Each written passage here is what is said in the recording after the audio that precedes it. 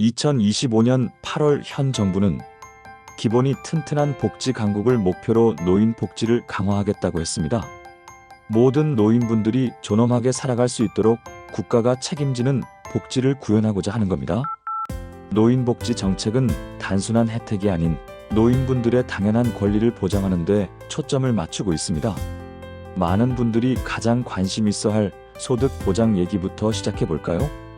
소득은 정말 중요한 문제죠.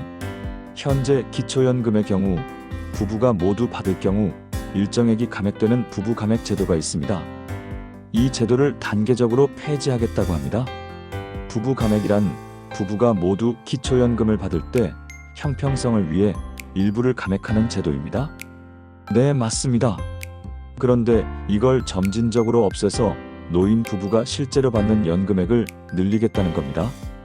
이렇게 되면 실질 소득이 조금 늘어나는 효과가 있을 수 있습니다. 이는 노인 빈곤 완화와도 직접적인 관련이 있죠. 그리고 일하는 노인에 관한 부분도 있습니다. 현재 소득이 있으면 국민연금 수령액이 줄어드는 경우가 있는데 이를 개선하겠다고 했습니다. 이는 100세 시대의 노인들이 경제활동을 계속할 수 있도록 독려하는 의미도 있습니다.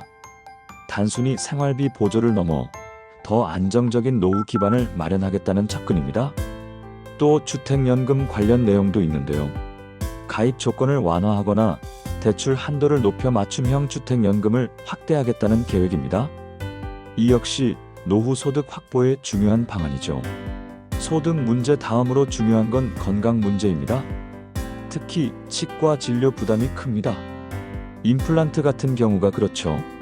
현재는 65세 이상부터 건강보험이 적용되는데 이를 60세로 낮추고 평생 2개까지 지원하던 임플란트를 4개까지 늘린다고 합니다. 이렇게 되면 부담이 상당히 줄어들 겁니다. 틀니나 다른 치과 치료 지원도 강화할 계획입니다. 그리고 간병비 문제도 심각합니다. 간병 파산이라는 말까지 나올 정도죠. 후보 시절 연설에서는 요양시설 간병비에 건강보험을 적용하고 공적 부담을 확대하겠다고 밝혔습니다. 즉, 간병 부담을 가족이 홀로 지는 것이 아니라 국가와 사회가 함께 나누겠다는 것입니다. 또 거동이 불편하거나 병원과 멀리 사는 어르신들을 위해 주치의 제도를 확대하겠다고 했습니다.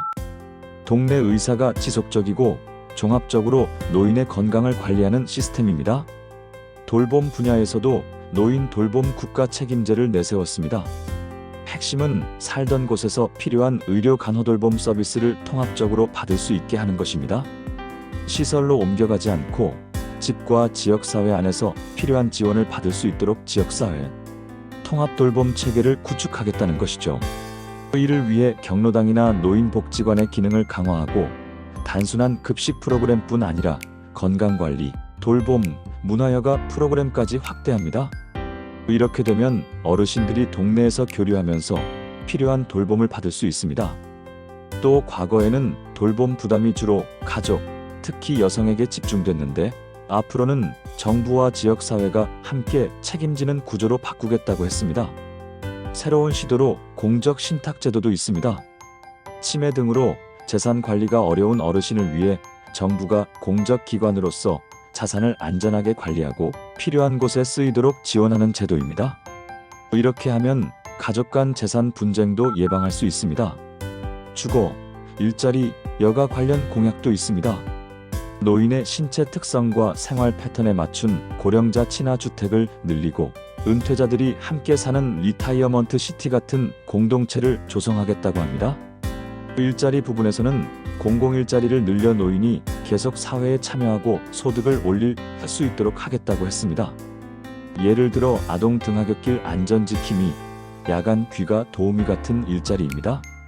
여가 지원으로는 어르신들이 즐기는 파크 골프장 같은 생활체육시설을 확충하고 스마트폰 키오스크 등 디지털 기기 사용 교육도 확대합니다. 이렇게 보면 소득, 건강, 주거, 돌봄, 일자리, 여가까지 노후 생활 전반을 망라하는 내용입니다. 국가가 노인의 헌신에 보답하겠다는 의미가 담긴 상당히 준비된 계획으로 보입니다. 다만 이런 공약이 실제로 실행되기 위해서는 재원 확보가 가장 큰 과제입니다. 그리고 늘어나는 돌봄 수요에 맞춰 전문 인력과 시설을 충분히 확보할 수 있을지도 중요합니다. 또 국민연금 수급 연령 상향과 맞물려 정년 연장 등 사회적 합의도 필요합니다. 결국 국가 책임의 큰 그림을 실현하려면 세부 실행 계획과 재원 마련 방안이 관건이 될 것입니다. 오늘 이렇게 대통령의 후보 시절 연설한 노인복지 공약을 쉽고 자세하게 설명드렸습니다. 시청자 여러분께 도움이 되었길 바랍니다. 구독과 좋아요는 노인복지 향상에 많은 힘이 됩니다.